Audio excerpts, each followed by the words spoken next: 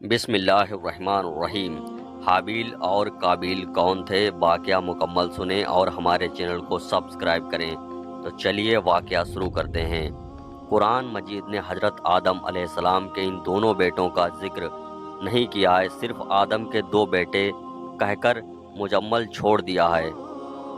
البتہ تورات میں ان کے نام بیان کیے گئے ہیں۔ کچھ روایتوں میں ان دونوں بھائیوں میں اپنی شادیوں سے متعلق زبردست اختلافات کا ذکر کیا گیا ہے۔ اس معاملے میں قومخت کے لیے حضرت آدم علیہ السلام نے یہ فیصلہ فرمایا کہ دونوں اپنی اپنی قربانی اللہ کے حضور میں پیش کریں۔ جس کی قربانی منظور ہو جائے وہی اپنے ارادے میں پورا کر لینے کا حقدار ہے۔ جیسا کہ تورات سے معلوم ہوتا ہے کہ اس زمانے میں قربانی کے قبول ہونے کا یہی اصلاحی طریقہ تھا کہ نذر و قربانی کی چیز کسی بلند جگہ پر رکھ دی جاتی تھی اور آسمان سے آگ ظاہر ہو کر اس کو جلا دیتی تھی۔ اس قانون کے مطابق حابیل نے اپنے ریوڑے میں سے کچھ بہترین دمبا اللہ کو نذر کیا اور قابیل نے اپنی کھیتی سے کچھ غلے میں سے ردی قسم کا غلہ قربانی کے لیے پیش کیا۔ دونوں کی اچھی اور بری باتوں کا اندازہ اسی عمل سے ہو گیا، اسی لیے بدستور کے مطابق آگ آ کر حابیل کی نذر کو جلا دیا اور اس طرح قربانی قبول ہونے کا شرف اس کے حصے میں آیا۔ قابیل اپنی اس توہین کو کسی طرح برداشت نہ سکا اور اس نے گیج و غضب میں آ کر حابیل سے کہا کہ میں تم کو قتل کیے بغیر نہ چھوڑوں گا تاکہ تم اپنی مراد کو نہ پہنچ سکے۔ حابیل نے جواب دیا، میں تو کسی طرح تجھ پر ہاتھ نہ اٹھاؤں گا، باقی تیری مرضی جو کر آئے۔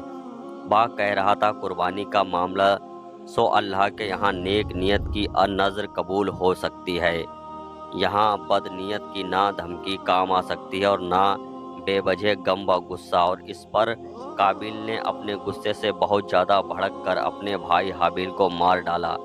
قرآن پاک میں نہ شادی سے متعلق اختلافات کا ذکر ہے اور نہ ان دونوں بھائیوں کے ناموں کا ذکر ہے، صرف قربانی نذر کا ذکر ہے، اور اس روایت سے زیادہ حابیل کی لاش کے دفن کے متعلق یہ اضافہ ہے۔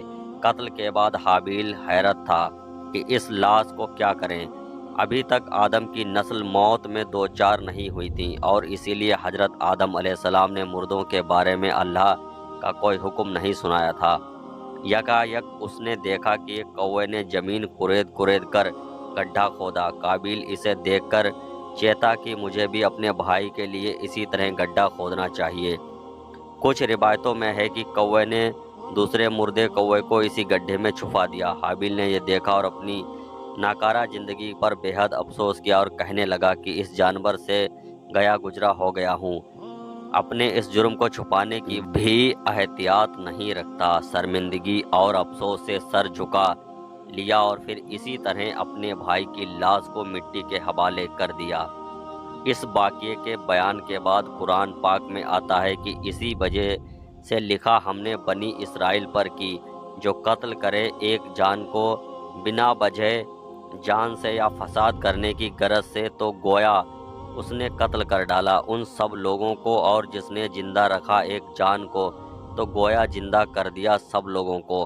امام احمد نے اپنی مسند میں حضرت عبداللہ بن مسعود رضی اللہ تعالی عنہ سے روایت کی ہے کہ اللہ کے رسول صلی اللہ علیہ وسلم نے فرمایا، دنیا میں جب بھی کوئی ظلم سے قتل ہوتا ہے تو اس کا گناہ حضرت آدم علیہ السلام کے پہلے بیٹے قابیل کی گردن پر ضرور ہوتا ہے، اسی لیے کہ وہ پہلا آدمی ہے جس نے ظالمانہ قتل کی شروعات کی اور یہ ناپاک سنت جاری کی۔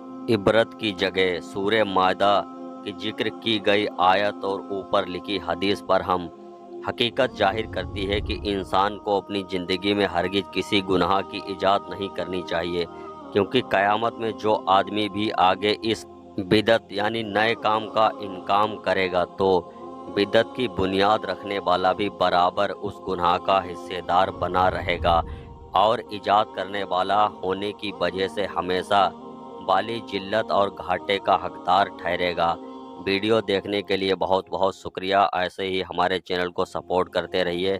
ملتے ہیں اگلے سچے واقعے کے ساتھ، تب تک کے لیے اللہ حافظ۔